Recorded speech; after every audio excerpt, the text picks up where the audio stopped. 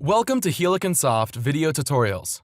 In this video, I will show you how to combine focus stacking in Helican Focus with your routine workflow in Photoshop Lightroom. So now first, I will import the necessary files to Lightroom. If you are a Lightroom user, you probably know how to do it. Just click on the Import button and choose the images.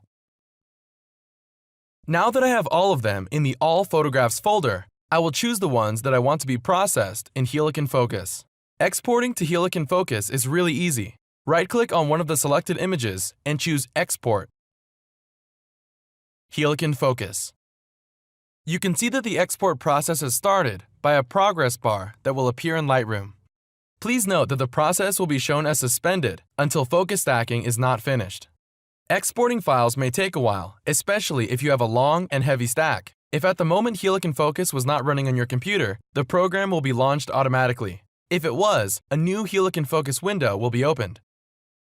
Now, all I have to do is actually the focus stacking, so I choose the processing method and press the render button.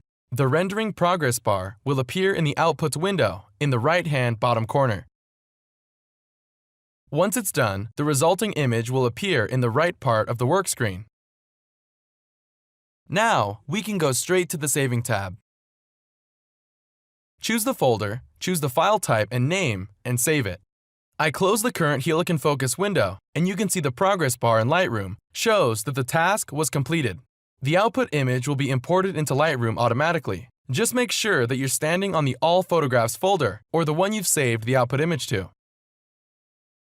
As I told you, that was quite easy, so go on and try it yourself.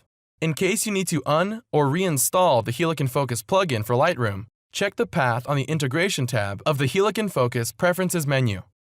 See other tutorials on our website to learn more about focus stacking and retouching with Helican Focus.